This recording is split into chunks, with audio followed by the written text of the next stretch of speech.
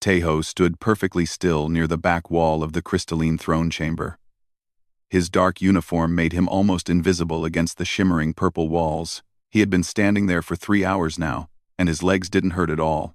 Years of military training had taught him how to wait. The chamber was enormous. The ceiling stretched up so high that Teho couldn't see the top. Everything sparkled like diamonds. The Velthari loved beautiful things, and their flagship was the most beautiful ship he had ever seen. In the center of the room, Queen Larissa sat on her throne. She was old, very old. Her skin had a silver color that meant she had lived for many centuries. The Velthari measured age differently than humans. 847 years, they said. Teho could barely imagine living that long. The queen was speaking to the gathered aliens. There were 12 different species in the room. Some had scales, some had fur, and some looked like walking crystals. They were all angry about something: border disputes, trade routes, mining rights, the usual problems that made empires fight. "We must find peace," Queen Larissa said. Her voice was soft, but everyone could hear it clearly. "War will destroy us all." And 4. The ambassador from the Krell Empire hissed in disagreement. "Your Majesty speaks of peace, but the Tharian collective steals our worlds." A Tharian delegate stood up, its 3 eyes blazing. "Lies! The Krell expand into neutral space." Teho watched them argue. He didn't care about their politics. His job was simple: keep the queen safe. That was all. Ambassador Hana stood near the queen's throne. She was the human representative, and she looked tired. Teho knew that look. She had been negotiating for weeks with no success. Everyone wanted something different. Nobody wanted to give anything up. "Please," Hana said, raising her hands. "Let us take a short break. We can continue this discussion after." The queen gasped. It was a small sound, but Teho heard it. His training made him notice everything. The queen's hand went to her chest. Her silver skin suddenly looked pale. Teho moved forward without thinking. His hand went to his communicator. Then the queen collapsed. She fell sideways off her throne, her body hitting the crystal floor with a terrible sound. Her eyes rolled back. Her breathing became fast and shallow. The room exploded into chaos. Velthari guards rushed forward from every direction. Alien delegates started shouting. Some ran toward the queen. Others ran toward the exits. The doors slammed shut, automatically. Security protocols activated throughout the ship. High Priest Kethron, the queen's religious advisor, pushed through the crowd. His face showed horror and rage. "Assassination!" he screamed. "The queen has been poisoned." The Krell ambassador stepped back. "We had nothing to do with this. Someone has killed her." Kethron pointed at the Tharian delegates. "Guards, arrest them." Weapons came out. Velthari guards drew their plasma rifles. The alien delegates' bodyguards did the same. In seconds, everyone in the room was armed and ready to shoot. Teho ignored all of it. He walked calmly toward the queen's body. His eyes never left her. He saw things others didn't see. The way her chest moved when she breathed. The pattern of her breathing. The position of her fingers when she fell. Most importantly, he saw her face in the half-second before she collapsed. She had smiled. It was tiny, barely visible. But Teho had seen it. People who were dying from poison didn't smile. People who were being assassinated didn't have that look of recognition. "Get back, human!"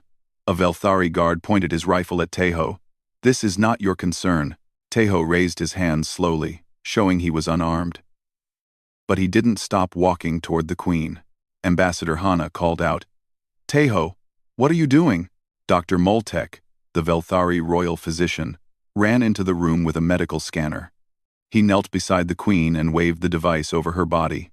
The scanner made worried beeping sounds. "Her heart," Dr. Moltek said. His voice shook. "It's failing. She's dying." Kethron grabbed the nearest Krell guard. "What did you do?" What poison did you use? We did nothing, the Krell shouted back. Yuna's voice came through Teho's earpiece. She was stationed outside the chamber. Teho, what's happening in there? All the alarms are going off. Stay at your post, Teho said quietly. He was now only a few meters from the Queen. More Velthari guards blocked his path. They were huge, almost twice his size. Their weapons were pointed at his head. Stand down, human, the lead guard said, or we will shoot. Teho looked past them at the Queen's body. Dr. Moltek was injecting her with something. Other physicians had arrived with more equipment. They all looked confused and scared. The scanner showed the Queen's heart stopping. The beeping became one long, terrible sound. She's gone into cardiac arrest, Dr. Moltek shouted. Everyone in the room went silent. Even the angry delegates stopped arguing. Queen Lyressa was the oldest living Velthari. She had ruled for 600 years. She had seen empires rise and fall. And now she was dying on the floor of her own throne room. Kethron fell to his knees. The Queen is dead. The sacred bloodline is broken. No, Teho said. Everyone turned to look at him. No? Kethron's voice was filled with rage. You dare speak, human? You have been in space for barely 2 centuries. You know nothing of... Nobody move, Teho said calmly. He looked at each person in the room, making eye contact. His voice was steady and certain. This isn't what you think it is. The lead Velthari guard pressed his rifle against Teho's chest. Explain yourself. Now. Teho looked down at the Queen. Her body was completely still. The medical scanners all showed flat lines. To everyone in the room, she looked dead. But Teho had spent 6 months studying Velthari biology. He had read texts that were thousands of years old. He had cross-referenced human medical knowledge with alien physiology. He had prepared for something impossible.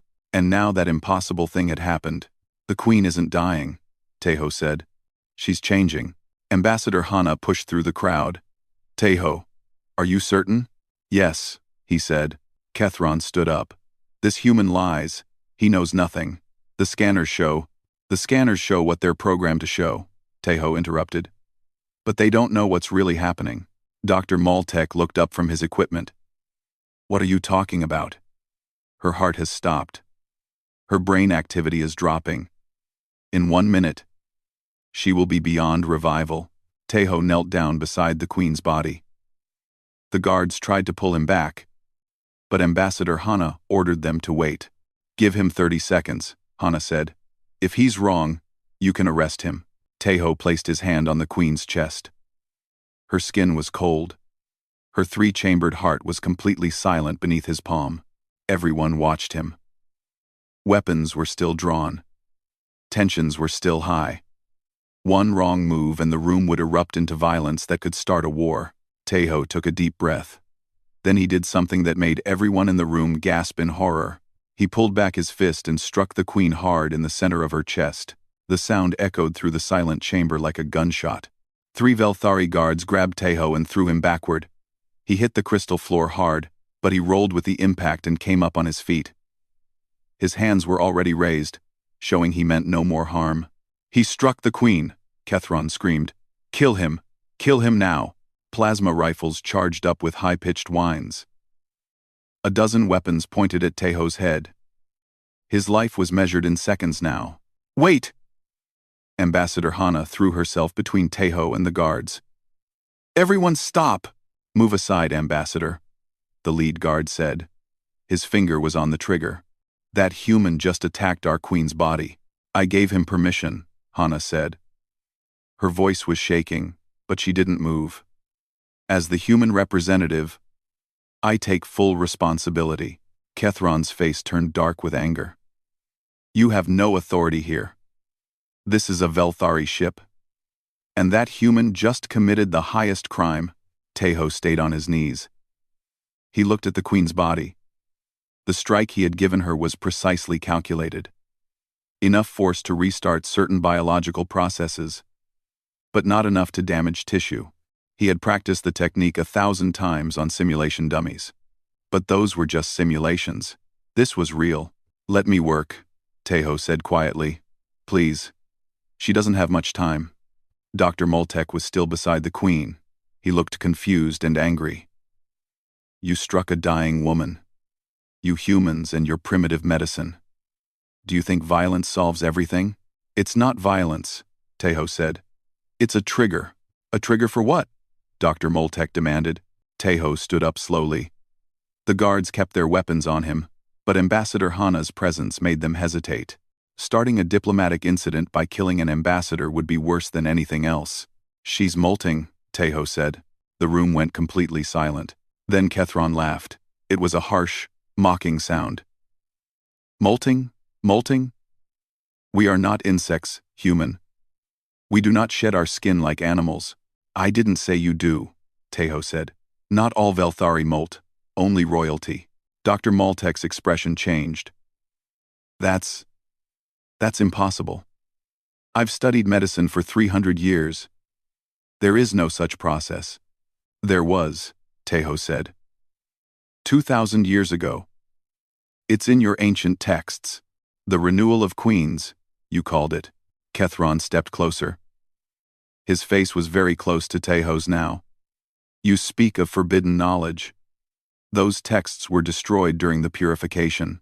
Not all of them, Tejo said. Some survived.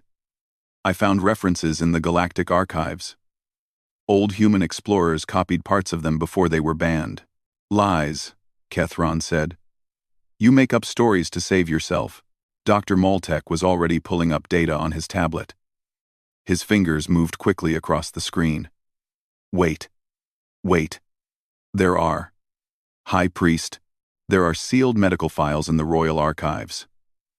Files marked as heretical science. Don't open those, Kethron commanded. But Dr. Moltek was already reading. His eyes went wide. By the ancestors. There are references here to a regeneration cycle. Every 200 years, when stress levels reach a critical point, royal bloodlines undergo. Undergo what? Ambassador Hana asked. Cellular reformation. Dr. Moltek read from the screen. The body appears to die. But it's actually rebuilding itself from within. The process was lost when the priesthood declared it unnatural and destroyed all medical knowledge about it. Kethron grabbed the tablet and threw it against the wall. It shattered into pieces. Heresy. All of it is heresy. Yuna's voice came through Tejo's earpiece again. Tejo, I'm hearing weapons fire on the lower decks. Other species' ships are powering up their guns, whatever is happening in there. It's about to start a war. Tejo touched his communicator. Understood. Stay ready. He looked at the queen's body again. The skin was starting to change color. It was subtle, but he could see it. A faint glow was beginning deep beneath the surface. Look at her, Tejo said, pointing. It's already starting. Everyone turned to look. Queen Lyressa's silver skin had developed a slight luminescence. It was beautiful and terrifying at the same time. Dr. Moltek knelt down again with a hand scanner. Her cellular structure is changing. I've never seen anything like this, because no one alive has seen it before, Tejo said. The last time a Velthari royal went through this process was 1,000 years ago. Everyone who knew how to help them survive it is dead. Then how do you know? Dr. Moltek asked. I studied, Tejo said simply. When I was assigned to guard the Velthari delegation, I read everything I could find about your species. I found old human medical journals. I found fragments of ancient Velthari texts. I put the pieces together. Ambassador Hana looked at him with new understanding. That's why you requested this assignment. You knew this might happen. I hoped it wouldn't, Tejo admitted. But yes, I prepared for it. Kethron was shaking with rage. Even if this is true, even if the ancient texts speak of such things, you are not qualified to help her.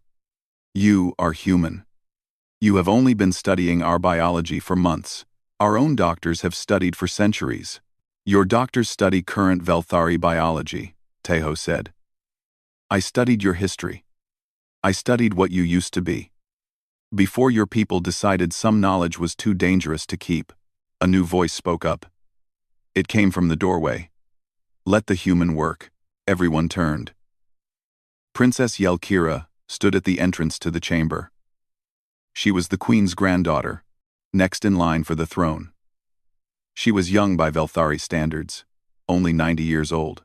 Your Highness, Kethron bowed. This human has struck your grandmother's body. He speaks of forbidden processes. He should be arrested. Yelkira walked to her grandmother's body. She knelt down and touched the glowing skin. I have seen this light in old paintings, in coronation tapestries from the ancient dynasties. They called it the Queen's Fire. She looked up at Tejo. If there is even a small chance you can save her, you must try. If you are wrong, I will execute you myself. If you are right. She paused. If you are right, then humanity will have given us back something we lost long ago. Butter. Tejo bowed his head in respect. Thank you, Your Highness. He knelt beside the queen again. This time, no one stopped him. Dr. Moltek moved aside to give him room. What do you need? Dr. Moltek asked. Space, Tejo said. And trust. He placed both hands on the queen's chest. Her heart was still silent. Her breathing had stopped completely. Every medical scanner in the room said she was dead, but Tejo felt something under his palms. A vibration, a rhythm that was too slow for machines to detect. He began applying pressure in a specific pattern. It wasn't like human CPR. It was something different. Something he had designed based on Velthari anatomy. 3 chambers. Not 2. Different nerve pathways. Different cellular structure. What are you doing? Dr. Moltek asked, watching closely. I'm helping her heart remember how to beat in a new pattern, Tejo said. His hands moved in circles, pressing and releasing. During the transformation, the cardiac rhythm changes. If it doesn't receive the right stimulus, the process fails. Sweat dripped down his face. His arms were starting to hurt. He had been applying pressure for 2 minutes straight. Nothing was happening. It's not working, Kethron said. She's dead. Accept it. Tejo ignored him. He reached into his uniform pocket and pulled out a small injector. It was filled with a clear blue liquid. Dr. Moltek grabbed his wrist. What is that? Something I made, Tejo said. A compound of human adrenaline mixed with synthesized Velthari hormones. Tejo sound. I would see that RUP. That's illegal. Unauthorized medical experimentation is a crime. I know, Tejo said. Court-martial me later. Right now she needs this. He broke free from Dr. Moltek's grip and pressed the injector against the queen's neck. The device hissed as it delivered the compound directly into her bloodstream. For a moment, nothing happened. Then the queen's body began to glow brighter. Everyone stepped back as light poured out from beneath her skin. The light started as a soft blue glow beneath Queen Lyressa's skin. Within seconds, it grew brighter. Lines of luminescence spread across her body like rivers of liquid starlight. They formed patterns that no living Velthari had ever seen outside of ancient artwork. Tejo stepped back quickly. He had read about this part in the old texts. But reading and seeing were 2 completely different things. The queen's body began to shake. Not like a seizure. It was more controlled. More rhythmic. Like something inside her was waking up after a very long sleep. What's happening to her? Princess Yelkira whispered. Her voice was filled with awe and fear. The transformation, Tejo said. He was breathing hard from the physical effort of the cardiac massage. Her body is rebuilding itself at the cellular level. Dr. Moltek held his scanner over the queen. The device was beeping frantically, trying to make sense of the readings. Impossible. Her DNA is rewriting itself. I'm seeing cellular regeneration at a rate that should kill her. But instead she's healing. Tejo finished. Every damaged cell is being replaced. Every weakness in her body is being corrected.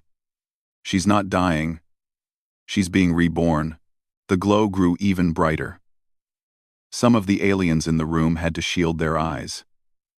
The Velthari guards stood frozen, their weapons lowered. They had never seen anything like this. Kethron fell to his knees. His anger was gone, replaced by shock and something that looked like religious terror. The sacred texts spoke of this. The coming of the light. I thought it was just mythology. All mythology comes from somewhere, Ambassador Hana said quietly. She was recording everything on her datapad. This moment would change galactic history. The patterns on the Queen's skin became more complex. They formed geometric shapes that seemed to have meaning. Tejo recognized some of them from the coronation tapestries that Princess Yelkira had mentioned. Look, Yelkira pointed. The mark of succession, and there, the symbol of eternal rule. These are the signs of true royalty. The light was almost blinding now. It filled the entire chamber. The crystal walls reflected it 1,000 times, creating a kaleidoscope of colors. Then something new happened. Cracks appeared on the Queen's skin. Several people gasped. Dr. Moltek reached forward as if to help, but Tejo grabbed his arm. Don't touch her, Tejo said. This is supposed to happen. Her skin is splitting apart, Dr. Moltek protested. Not splitting, Tejo said, shedding. The cracks spread across the Queen's entire body. They followed the glowing patterns exactly, as if the light itself was breaking her apart. But there was no blood. No pain. The Queen's face was peaceful, almost serene. Yuna's voice came through the communicator again. Tejo, whatever you're doing in there, every ship in the area is detecting a massive energy signature. They think it's a weapon charging up. Tell them to stand down, Tejo said. It's not a weapon. It's a birth. A what? Just tell them, Tejo said. And hurry. Ambassador Hana was already on her communication device, sending messages to every delegation. All ships. This is Ambassador Hana. Do not fire. I repeat, do not fire. What you're detecting is a natural biological process. There is no threat. Outside the flagship, dozens of warships hung in space. Their weapons were charged and ready. One nervous trigger finger could start a battle that would kill millions.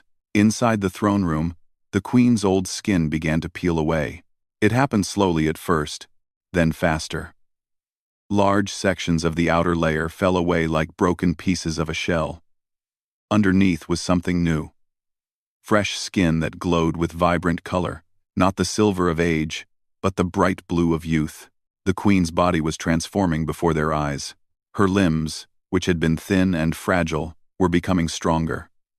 Her face, which had carried the lines of 800 years, was smoothing out. She wasn't becoming young exactly, she was becoming renewed. How long will this take? Princess Yelkira asked. The texts weren't specific, Tejo said, but it should be soon. As he spoke, the light began to fade. The glowing patterns dimmed slowly, like stars disappearing at dawn. The cracks in the Queen's skin stopped spreading. The transformation was reaching its final stage. Everyone in the room held their breath. The last pieces of the old skin fell away. Queen Lyressa lay on the floor, her new form complete. She looked the same, but different, still recognizable as the ancient monarch, but revitalized in a way that was hard to describe. For a long moment, nothing happened. Then the Queen's eyes opened. They were bright and clear. The cloudy look of extreme age was gone. She blinked several times, as if waking from a deep sleep. Grandmother! Princess Yelkira rushed forward and knelt beside her. Queen Lyressa looked at her granddaughter with confusion. Yelkira? What happened? I was speaking to the delegations, and then I felt... She paused, touching her own skin. Oh. Oh. It happened. Your Majesty, Dr. Moltek said, his voice shaking. How do you feel? The Queen sat up slowly. She looked at her hands, turning them over. The new skin was flawless. I feel strong, clear, like fog has lifted from my mind. She looked around the room. How long was I unconscious?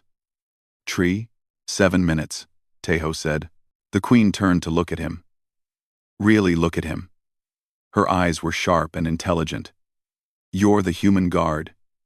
Tejo. Yes? Yes, Your Majesty. You knew this would happen, she said. It wasn't a question. I suspected it might, Tejo admitted. The signs were there. Your age, the stress of the summit, certain behaviors I noticed.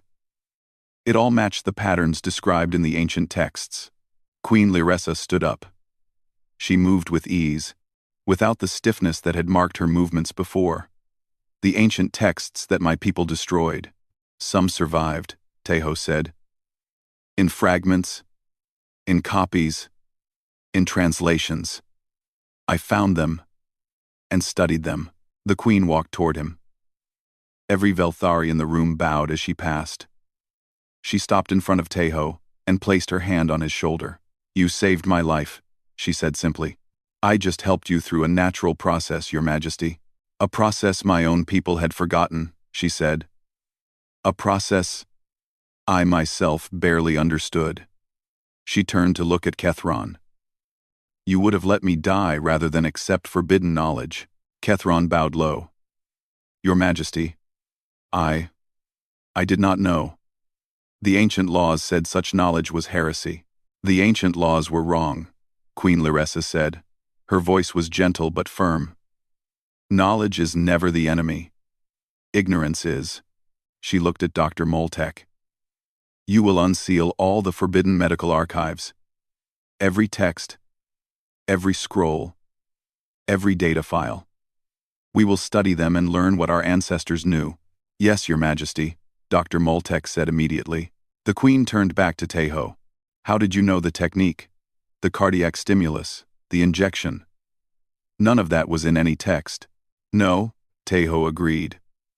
The texts described the transformation, but not how to help someone survive it. I had to improvise based on human medical knowledge and my understanding of Velthari biology. You took a massive risk.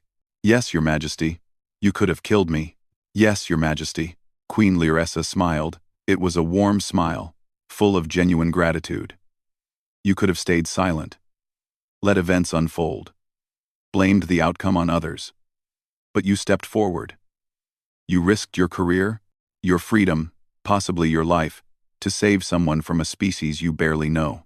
It was the right thing to do, Tejo said. The right thing, the Queen repeated. She looked around at the gathered aliens. The Krell, the Therian, the others. They all stared at her with wonder and fear. That is why I chose human guards. Your species is young. You have been in space for barely 2 centuries, but you understand something that we old empires have forgotten. What's that, Your Majesty? Ambassador Hana asked. That knowledge belongs to everyone, the Queen said. That help should be given freely. That tradition must serve life, not replace it. She raised her voice so everyone could hear. This human has given me back my life, and my people back our history. From this day forward, the Velthari Empire will share all our medical knowledge with humanity.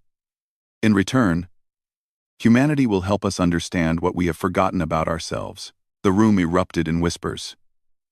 This was unprecedented. The Velthari were famously secretive about their advanced biology. Princess Yelkira stepped forward. I support this decision. Let it be recorded in the official logs. Dr. Moltek bowed. The medical guild will begin the knowledge transfer immediately. Only Kethron looked unhappy. But even he didn't dare argue with the Queen.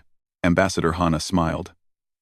On behalf of humanity, we accept this generous offer, and we promise to honor the trust you place in us. Under 7. Queen Lyressa nodded. Then she swayed slightly.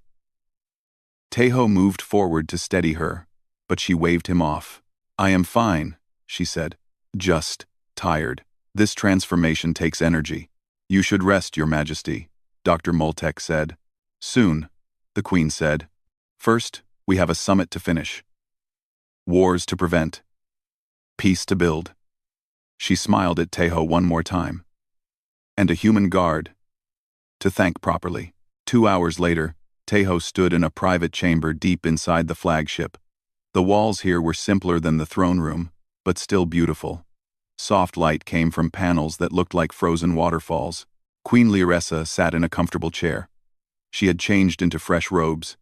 Princess Yelkira stood behind her, and Ambassador Hana sat nearby. Dr. Moltek was also present, taking quiet notes on his tablet. Yuna had been allowed in as well. She stood next to Taeho, looking uncomfortable in such royal company. "Thank you for coming," the queen said. "I know you must be tired." Taeho bowed. "I serve at your majesty's pleasure." "Stop that," the queen said with a smile. "You saved my life. You can speak freely here." Taeho relaxed slightly. Yuna didn't relax at all. She kept glancing at the door as if expecting guards to arrest them. "I want to understand something," the queen said. "Dr. Moltek has been explaining what you did. The cardiac technique. The chemical compound. None of it was in the ancient texts." "No, Your Majesty," Taeho confirmed. "So how did you know it would work?" Taeho hesitated. This was the part he had been dreading. "I didn't know for certain. I made an educated guess, based on incomplete information." Ambassador Hana leaned forward. "Explain." Taeho took a deep breath. 6 months ago, I was given this assignment. Guard duty for the Velthari delegation during the summit. Most soldiers would see it as boring work. Stand around, look professional, do nothing interesting. "But you saw it differently," Princess Yelkira said. "Yes," Taeho nodded. "I saw it as an opportunity. The Velthari are one of the oldest species in the galaxy. Your biology is advanced beyond anything humanity has achieved. I wanted to learn. So you studied our medical texts," Dr. Moltek said. "I tried," Taeho said. "But most Velthari medical knowledge is classified. Humans don't have access to it. So I looked elsewhere. I searched the galactic archives for any human records that mentioned Velthari biology. And you found something," the queen said.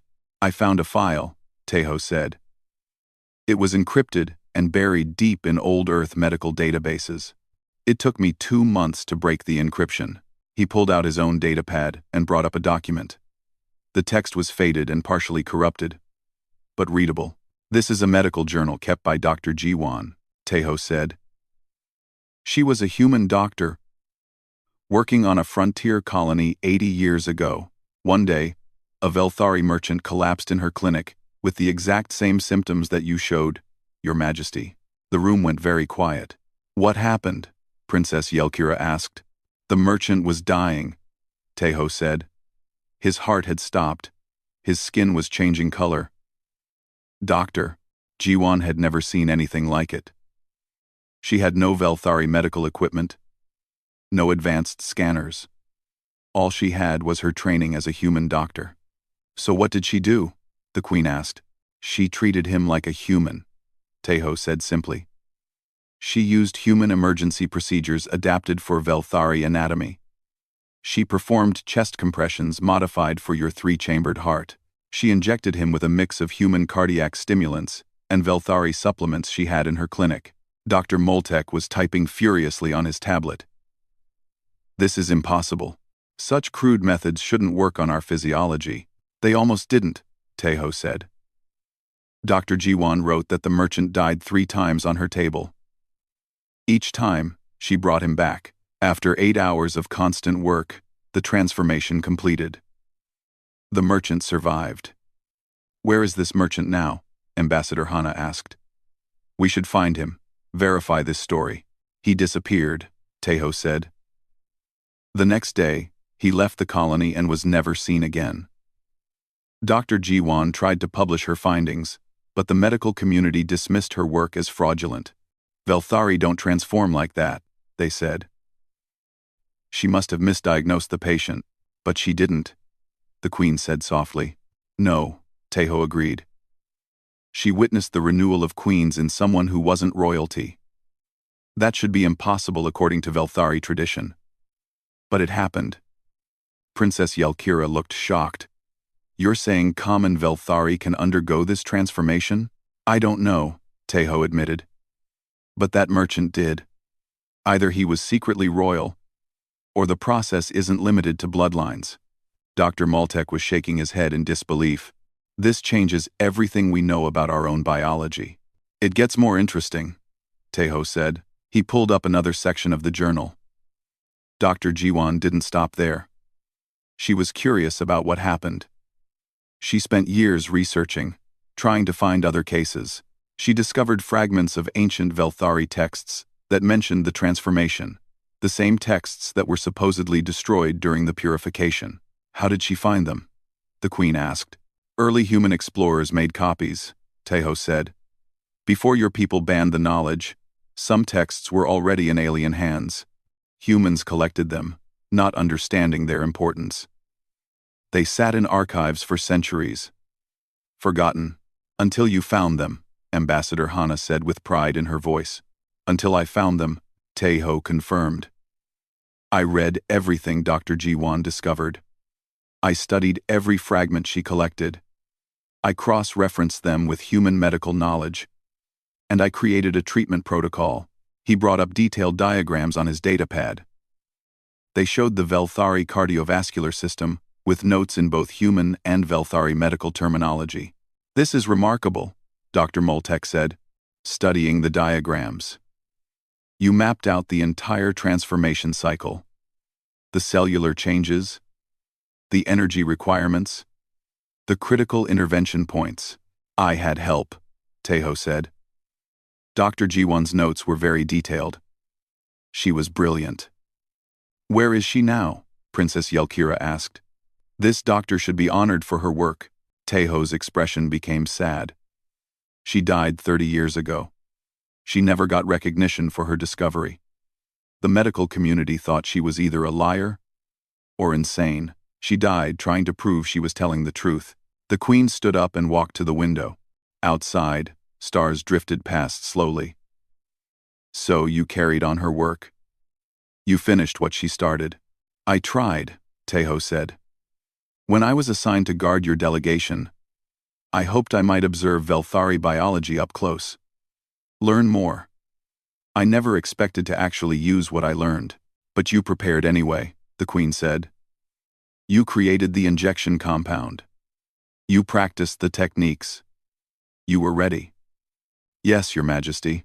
Why? The Queen turned to face him. Why go to so much effort?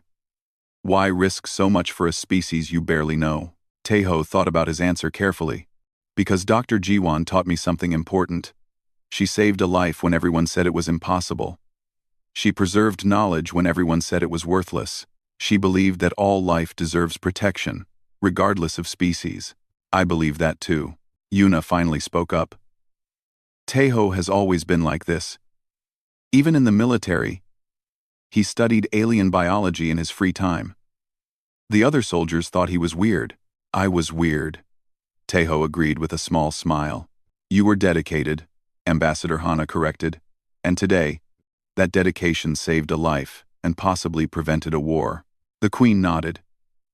When I collapsed, the delegations were on the edge of violence. If I had died, each species would have blamed the others. War would have been inevitable. But now, Princess Yelkira asked. Now they've seen something they didn't expect, the Queen said. They saw a human risk everything to save an alien life. They saw knowledge conquer ignorance. They saw cooperation win over conflict. She walked back to Tejo. You did more than save my life. You showed the galaxy what humanity can be. Not conquerors, not warriors, but healers. Teachers. Preservers of knowledge. I just did my job, Tejo said. No, the Queen said firmly. You went far beyond your job. You spent months researching. You studied forbidden texts.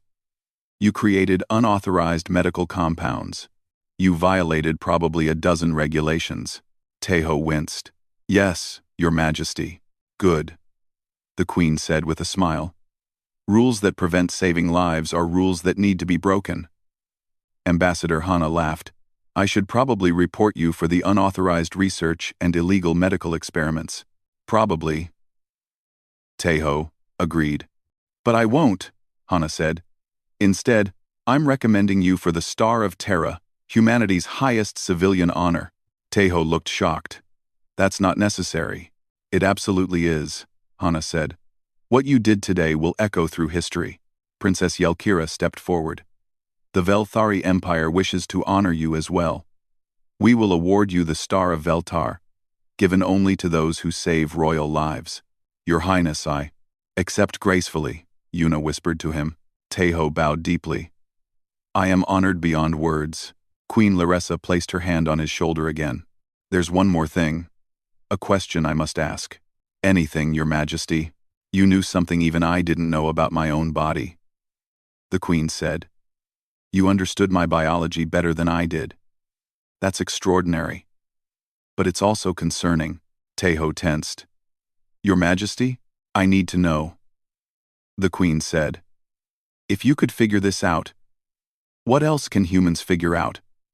What other secrets about alien species are you discovering? Should we be worried about humanity's growing knowledge? It was a fair question. A scary question. The room waited for Teho's answer. He met the Queen's eyes directly. Humans are curious. We study everything. We want to understand the universe and everyone in it. That will never change. That's not entirely reassuring, Princess Yelkira said. But, Teho continued, we don't seek knowledge to dominate others.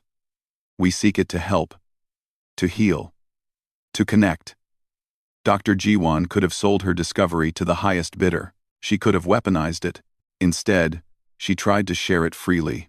She wanted everyone to benefit. And you? The Queen asked. What will you do with what you've learned? Share it. Teho said without hesitation. Every species should know about the renewal. You should understand your own biology. Medical knowledge should never be secret. Teho. Teho. Teho. Teho said without hesitation. Teho said without hesitation. Teho said without hesitation. Teho said without hesitation. The Queen studied him for a long moment. Then she nodded. I believe you. And I trust humanity's intentions. Which is why I'm making my offer official. She gestured to Dr. Moltek, who pulled up a formal document. The Velthari Empire will share all medical knowledge with humanity, the Queen announced. In exchange, humanity will help us understand what we've forgotten about ourselves. Together, we will create a new medical science that benefits all species. This will change the galaxy. Ambassador Hana said quietly. Yes. The Queen agreed. And it starts with one human who cared enough to study, to prepare, and to act when the moment came. She smiled at Teho. Tell me about Dr. Jiwan. Where is she buried? On Earth, Teho said, in a small cemetery in Seoul. There's just a simple marker. No one remembers her work. That will change, the Queen promised. I will visit her grave personally, and I will ensure the galaxy remembers her name. Teho felt emotion rise in his throat. Thank you, Your Majesty. She would have appreciated that. It's the least I can do, the Queen said. After all, she started the chain of knowledge that saved my life. Outside the window, the stars continued their eternal dance. Inside the chamber, representatives of two species looked toward a future where knowledge united rather than divided. And in a small cemetery on Earth, a forgotten doctor's legacy finally found the recognition it deserved. 3 months had passed since Queen Laressa's transformation. The summit had ended successfully, with new trade agreements and peace treaties signed by all major species. But the real story was something else entirely. Teho stood in a lecture hall on Earth, watching 100 young faces stare back at him. They were all human security guards in training, eager to join the Galactic Protection Service. The room was plain and functional, nothing like the crystal beauty of the Velthari flagship. Good morning, Teho said. I'm Lieutenant Teho, and I'll be teaching you xenobiology. A hand shot up immediately. Sir? Is it true you saved the Velthari Queen's life? Teho smiled. Yes. But that's not why we're here today. Teho smiled. Teho smiled. Teho smiled. Teho smiled. Teho smiled. Teho smiled. Teho smiled. We're here today. Can you tell us about it? Another trainee asked. Maybe later. Teho said. Right now, I want to talk about why you're all here. Why you chose to become guards instead of soldiers or diplomats. or scientists? The trainees looked at each other, uncertain. A young woman in the front row raised her hand. To protect people, sir. Good answer, Tejo said. But I'm going to push back on that. You don't need to understand alien biology to protect people. You need weapons training, tactical awareness, fast reflexes. So why am I teaching you about xenobiology? The room was silent. Tejo walked to the front of his desk and sat on the edge, making himself more casual and approachable. The galaxy thinks humans are young. They're right. We've only been in space for 200 years. Most alien species have been traveling the stars for thousands of years. They think we're reckless, a trainee in the back called out. They're right about that, too. Tejo agreed with a smile. We take risks that other species would never consider. We ask questions that seem obvious but somehow no one else thought to ask. Is that bad? The young woman in front asked. No, Tejo said. It's our greatest strength. Let me tell you what I learned from saving Queen Lyressa. He pulled up a holographic display showing the Velthari cardiovascular system. The Velthari have been studying their own biology for 10,000 years. They have medical technology so advanced it looks like magic to us. Their doctors trained for 300 years. Then how did you save the Queen when their own doctors couldn't? Someone asked. Because I didn't know enough to think it was impossible, Tejo said. The Velthari doctors saw a dying queen and followed their protocols. Protocols that didn't include the transformation because that knowledge had been forbidden. I saw a dying patient and improvised. He changed the hologram to show Dr. Jiwan's medical journal. This doctor saved a Velthari life 80 years ago using human medicine adapted for alien biology. No one believed her. No one thought humans could possibly understand alien physiology well enough to help. But she did, a trainee said. She did. Tejo confirmed. And she taught me something crucial. Knowledge doesn't belong to any one species. Medical treatment doesn't care about pride or tradition. Saving lives requires courage, creativity, and the willingness to try, even when success seems impossible. Yuna entered the lecture hall carrying a box. She had been promoted to training instructor alongside Tejo. She set the box on his desk and gave him a nod. Thank you, Tejo said. He opened the box and pulled out small devices. These are medical scanners designed jointly by human and Velthari engineers. They can detect biological processes in 20 different species. 6 months ago, these didn't exist. He handed them out to the trainees. The knowledge exchange between humanity and the Velthari Empire has produced incredible advances. New medicines, new treatments, new understanding of how life works across the galaxy. All because you saved the Queen, a trainee said. No, Tejo corrected gently. Because Dr. Jiwan saved a merchant 80 years ago. Because she wrote down what she learned. Because she refused to accept that her discovery was worthless. I just followed the path she started. The hologram changed again, showing a memorial statue. It was located in the Velthari capital city. The statue showed a human woman in a doctor's coat. Her face kind and determined. Queen Lyressa had this built last month, Tejo said. It honors Dr. Jiwan. There's also a medical research facility named after her. The Jiwan Institute for Cross-Species Medicine. It's run jointly by humans and Velthari. The trainees stared at the image with respect. That's where I went last week, Tejo continued. I gave them Dr. Jiwan's original journals. They'll be preserved forever. Studied by researchers from every species. He paused, gathering his thoughts. Here's what I want you to understand. The galaxy is vast and full of species that are older, stronger, and more advanced than us. We can't compete with them in technology or military might. We're always going to be the new kids. Then what's our advantage? Someone asked. We're curious, Tejo said. We're adaptable. We connect things that others see as separate. We preserve knowledge from all sources, not just our own. And most importantly, we believe every life is worth saving, regardless of what species that life belongs to.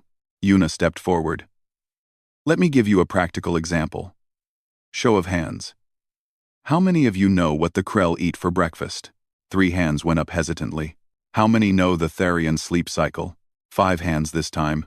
How many have studied Velthari biology beyond basic anatomy? Only 2 hands. And they both looked uncertain. That's normal? Yuna said. Most guards learn the minimum required knowledge and nothing more. But Tejo learned everything he could.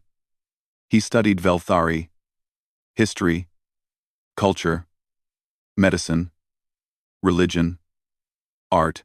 He understood them as people, not just as subjects to guard. And that saved the queen's life, Tejo added. Because when she collapsed, I recognized the signs. I knew what was happening. Because I had studied their ancient texts. I understood what their own doctors had forgotten. He stood up from the desk. This is what I want to teach you. Not just how alien bodies work, but how to think about them. How to observe. How to question. How to connect knowledge from different sources. The hologram changed to show a timeline. Right now, 17 alien species have requested human medical advisors. Not because we have better technology. Because we have a different perspective. We ask questions like, why did your ancestors do it this way?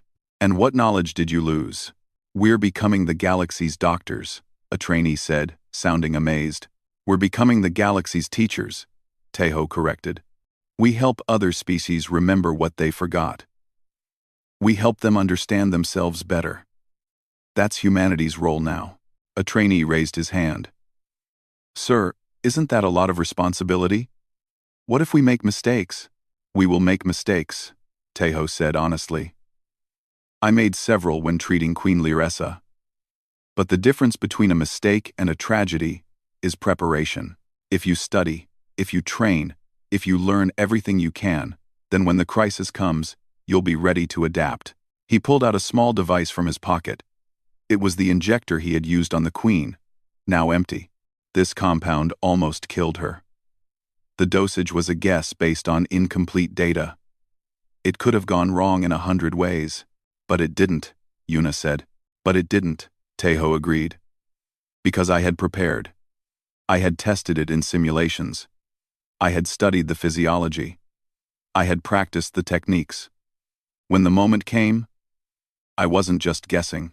I was making the most educated decision I could with the information I had. He looked at each trainee. That's what I want to give you. The tools to make those educated decisions. The knowledge to recognize when something is wrong. The courage to act when others are paralyzed. Even if it means breaking rules? Someone asked. Tejo smiled. Especially then. I violated about 12 regulations when I created that compound. I could have been court-martialed. Ambassador Hana could have stopped me at any point, but she trusted my judgment. And now you have medals from 2 species. A trainee pointed out. Yes, Tejo admitted. But that's not why I did it. I did it because it was right. Because a life needed saving. And I had the knowledge to help. He activated the hologram again, showing images of the medical partnership in action. Human and Velthari doctors working together. Research labs filled with mixed species teams. Medical ships traveling to distant worlds. This is the future we're building, Tejo said. Not conquest. Not empire. Just knowledge. Shared freely. Used to help whoever needs it. The galaxy must trust us a lot, a trainee said. Some do, Yuna said. Others are nervous. Humans knowing so much about alien biology makes some species uncomfortable. Why? Someone asked. Because knowledge can be used for good or evil, Tejo explained. Everything I learned to save Queen Lyressa could theoretically be used to harm Velthari. Other species worry about that. So, how do we prove we're trustworthy? A trainee asked. By our actions, Tejo said simply. Every day, every mission, every interaction, we prove that humanity values life. We show that our knowledge is used to heal, not harm. We demonstrate through consistent behavior that we can be trusted. He walked to the window. Outside, the training facility spread across several acres. Human guards practiced with alien weapons, studied alien languages, learned alien customs. We're not just guards anymore, Tejo said. We're ambassadors of humanity's values. Every one of you will encounter situations where you have to make difficult decisions, where you have to choose between following protocol and doing what's right. How do we know which to choose? A trainee asked. That's the hard part, Tejo admitted. You have to use judgment. You have to understand context. You have to be willing to accept consequences if you're wrong. Like you did, someone said. Like I did, Tejo agreed. I was prepared to be arrested if the treatment failed. I was prepared to be court-martialed for unauthorized medical experimentation, but I wasn't prepared to watch someone die when I had knowledge that might save them. The lecture hall was completely silent now. Every trainee was focused on his words. Here's my final point, Tejo said. The galaxy is full of people who think humans are too young to matter, too inexperienced to contribute, too reckless to be trusted. Some of those people are right to be cautious. We are young. We are inexperienced. We do take risks. He smiled. But we're also the species that preserved forbidden medical texts. That studied ancient alien cultures. That connected knowledge across thousands of years. To save a life. We're the species that cares enough to remember what others forgot. That's our advantage, Yuna added. Not strength. Not technology. Memory. And compassion. Tejo nodded. So when you graduate from this program, when you take your posts throughout the galaxy, remember this. You're not just guards, you're the living proof that humanity deserves its place among the stars. You're the evidence that curiosity and compassion can change the galaxy. He pulled up one final image. It showed the cemetery in Seoul where Dr. Ji-won was buried. But now, instead of a simple marker, there was a beautiful memorial. Flowers surrounded it from humans and aliens alike. Queen Larissa visited last week, Tejo said. She stood at this grave for an hour. She thanked Dr. Ji-won for saving her life through the chain of knowledge that connected them across 80 years. He looked at the trainees. That's your legacy too. Everything you learn, every life you touch, every connection you make, it ripples forward through time. Dr. Ji-won never knew her work would save a queen. You'll never know how far your actions will reach. So make them count, Yuna finished. Tejo checked the time. That's all for today. Tomorrow we start practical training in Krell physiology. Be prepared for a lot of diagrams involving tentacles. The trainees laughed and began gathering their things. As they filed out, several stopped to thank Tejo or ask questions. One young man lingered after the others left. Sir? Can I ask you something personal? Of course, Tejo said. Do you ever regret it? Taking such a huge risk? Tejo thought about the question seriously. No. Not for a second. Because if I hadn't acted, Queen Larissa would be dead. The summit would have collapsed. Species would have gone to war. Millions might have died. But you couldn't have known that for certain. No. Tejo agreed. I just knew that someone needed help, and I had the knowledge to try. That was enough. The trainee nodded slowly. I hope I can be that brave someday. You will be, Tejo said with confidence. When the moment comes, you'll surprise yourself. After the trainee left, Yuna walked over. Good lecture. You're getting better at teaching. Thanks, Tejo said. It's strange, isn't it? 6 months ago I was just a guard standing in the back of a room. Now I'm training the next generation. The galaxy changes fast, Yuna said, especially when humans are involved. Tejo laughed. True. His communicator beeped. It was a message from Ambassador Hana. Turn on the news. You're going to want to see this. He activated the holographic display. The Galactic News Network was showing a breaking story. The headline read, 15 more species request human medical partnership. The reporter spoke excitedly. Following the successful treatment of Queen Larissa and the establishment of the Ji-won Institute, species across the galaxy are seeking human medical advisors. What began as one guard's quick thinking has sparked a revolution in cross-species medicine. Yuna whistled. 15 more. That's incredible. It's terrifying, Tejo said. We can't possibly meet all those requests. We don't have enough trained people. Then we train more, Yuna said simply. We teach what we know. We share what we've learned. That's what humans do, right? Tejo smiled. Right. He looked out the window again at the training grounds. Somewhere out there, future guards were learning the skills they'd need. Future doctors were studying alien biology. Future ambassadors were building bridges between species. And somewhere in the galaxy, lives were being saved because one doctor named Jiwan refused to accept that knowledge was worthless. Because one guard named Tejo was curious enough to learn and brave enough to act. The galaxy was vast and full of wonders. Humanity was small and new to it all, but they were making their mark, one saved life at a time. And that, Tejo thought, was humanity's true strength, not conquest, not domination. Just the simple, stubborn belief that every life mattered and knowledge should serve them all. He closed the hologram and picked up his teaching materials. Tomorrow would bring new students, new challenges, new opportunities to pass on what he had learned. The adventure was just beginning.